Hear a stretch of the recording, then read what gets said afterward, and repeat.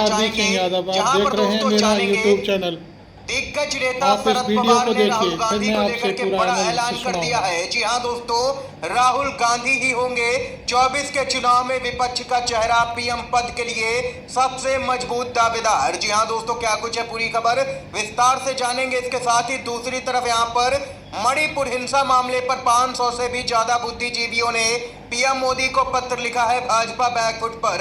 इसी प्रकार की तमाम बेहद बड़ी खबरें आप तक पहुंचाएंगे। उससे पहले दोस्तों, अगर आप लोग भी खुले तौर पर कांग्रेस के नेता राहुल गांधी के समर्थन में खड़े हैं तो अब इस वीडियो को लाइक कीजिएगा, कमेंट बॉक्स में कमेंट कीजिएगा जय हिंद जय भारत। दरअसल दोस्तों, पहली बड़ी खबर आप लोगों को बताते चलें, 2024 के लोकसभा चुनाव को लेकर के दिग्गज नेता शरद पवार ने विपक्ष को सुझाया है जीत का फार्मूला।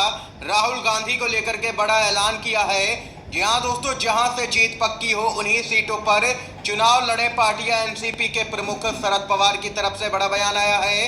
राष्ट्रवादी कांग्रेस पार्टी के प्रमुख शरद पवार ने कहा है कि राजनीतिक दलों को पहले ये आकलन करना चाहिए कि वह किन सीटों पर चुनाव जीत सकती हैं, इसके बाद ही इलेक्शन लड़ना चाहिए। लेकिन ये भी याद रहे कि अगर वह चुनाव लड़ रही हैं तो उनके मैदान में होने से भाजपा को किसी तरह की मदद किसी भी कीमत पर ना मिले।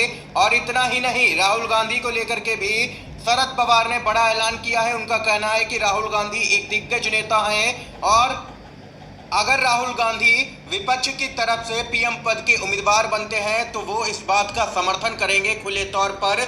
इतना ही नहीं, आप लोगों को दोस्तों बताते चले, 23 जून को पटना में एक बड़ी बैठक होने जा रही है जिसमें यहां पर तमाम दिग्गज नेता विपक्ष के जुटेंगे। और वहीं पवार ने कहा है कि बीजेपी को उन राज्यों में लोगों ने खारिज कर दिया जहां पर उसकी सरकार थी। ऐसे में बीजेपी ने सत्ता पाने के लिए चुनी हुई सरकारों को ही गिरा दिया। राज्य में अगर लोग बीजेपी को नहीं पसंद कर रहे हैं तो राष्ट्रीय स्तर पर ये यहाँ पर बदलने वाला नहीं है। उन्होंने आगे कहा है कि गैर विपक्षी दलों को साझा कार्यक्रम के बारे में भी सोचने की जरूरत है। ये यहाँ पर शरद पवार की तरफ से तमाम बड़ी बातें कही गई हैं दोस्तों। इसके साथ ही अगली खबर आप लोगों को बताते चले जो कि आ रही है, मणिपुर हिंसा पर 500 बुद्धिजीवियों ने पीएम मोदी को लिखा पत्र, कहा खुद जिम्मेदारी ले पीएम मोदी, भाजपा की सरकार हुई है फेल। मणिपुर में जारी हिंसा के मुद्दे पर करीब 500 सामाजिक राजनीतिक बुद्धिजीवियों ने पीएम मोदी को पत्र लिख करके चुप्पी तोड़ने और शांति व्यवस्था के लिए कोई ठोस पहल करने की मांग की है। लेटर में उन्होंने प्रधानमंत्री से मांग करते हुए कहा कि पीएम को मणिपुर की इस स्थिति पर चुप्पी तोड़ते हुए इसकी जिम्मेदारी लेनी चाहिए।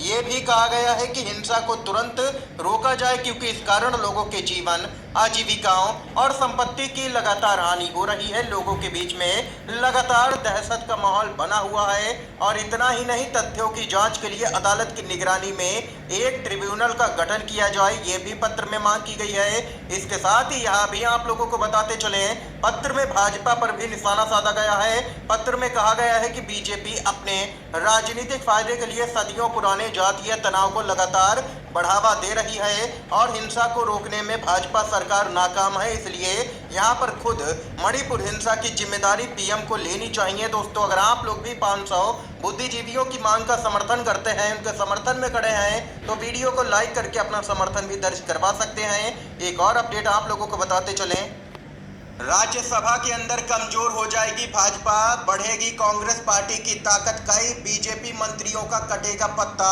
राज्यसभा में तीसरा मौका नहीं देती है बीजेपी, निर्मला सीतारमण, धर्मेंद्र प्रधान समेत कई सांसदों का पत्ता कटेगा राज्यसभा से। देश में आम चुनाव यानी कि 2024 का लोकसभा चुनाव काफी नजदीक आ चुका है। ऐसे में सभी दल इस चुनाव में अपनी स्थिति सुधारने की कोशिश में जुटे हैं। इन सबके बीच में भाजपा के केंद्रीय नेतृत्व ने साफ संदेश दे दिया है कि 2 या 2 से ज्यादा बार राज्यसभा सांसद रह चुके मंत्रियों और सांसदों को पार्टी फिर से राज्यसभा के सहारे संसद में नहीं भेजने वाली है। इसलिए अब इन मंत्रियों को अपने गृह राज्य में लोकसभा चुनाव लड़ने के लिए सीट ढूंढ करके उस पर तैयारी शुरू करने की सलाह दी गई है यहाँ पर नेतृत्व की तरफ से। दरअसल दोस्तों, धर्मेंद्र प्रधान, भूपेंद्र यादव, मनसुख मंडाविया, पीयूष गोयल और निर्मला सीतारमण समेत कई लोगों की यहाँ पर राज्यसभा से छुट्टी होने वाली है क्योंकि ये सभी लोग 2 या 2 से ज़्यादा बार राज्यसभा के सदस्य रह चुके हैं। ये यहाँ पर देख सकते हैं कि राज्यसभा के अंदर भाजपा अब कमज़ोर होती हुई नजर आएगी। इसके साथ ही एक और अपडेट की तरफ बढ़ते हैं दोस्तों। 22 जून को हो सकती है ब्रजभूषण की गिरफ्तारी। चार्जशीट में क्या कुछ यहां पर दिल्ली पुलिस ने दायर किया है, बड़ा खुलासा हो चुका है। दिल्ली पुलिस ने ब्रजभूषण सिंह के खिलाफ जुटाए हैं फोटो और वीडियो के कई सबूत। चार्जशीट में क्या कुछ है आप लोगों को बताते चले। भाजपा के सांसद ब्रजभूषण शरण सिंह के खिलाफ दिल्ली पुलिस ने चार्जशीट दाखिल कर दी है। पहले ही 6 महिला पहलवानों की एफआईआर के बाद पुलिस ने 1500 पन्नों की चार्जशीट दायर की है, जिसमें ब्रजभूषण शरण सिंह पर कई गंभीर आरोप लगाए गए हैं और वहीं इस चार्जशीट पर सुनवाई कोर्ट के अंदर 22 जून को होगी। जानकारी के लिए आप लोगों को बताते चलें, चार्जशीट में 6 में से 3 शिकायतों से जुड़े हुए वीडियो भी शामिल है और वहीं बाकी में तस्वीरों को बतौर सबूत यहां पर पेश किया गया है। 70 से 80 गवाहों के बयान लिए गए थे, जिसमें से 22 को चार्जशीट में शामिल किया गया है। बताते चलें, चार्जशीट में 6 पहलवानों की गवाही, 70 से 80 गवाहों के बयान और तकनीकी सबूत जैसे कि फोटो, वीडियो और कॉल डिटेल रिकॉर्ड को शामिल किया गया है। सूत्रों ने कहा है कि पुलिस ने शिकायतों की पुष्टि के लिए फोटो और वीडियो साक्ष्य का हवाला दिया है अपनी चार्जशीट में। यानी कि अब कुल मिलाकर के देखा जाए तो ब्रजभूषण पूरी तरह से फंसता हुआ नजर आ रहा है। अब मुश्किलें बढ़ेंगी भाजपा के सांसद ब्रजभूषण की, क्योंकि काफी यहां पर मजबूत और पुख्ता सबूत कोर्ट में दाखिल हो चुके हैं। ये यहाँ पर अपडेट है दोस्तों। इसके साथ ही एक और बड़ी खबर की तरफ चलते हैं।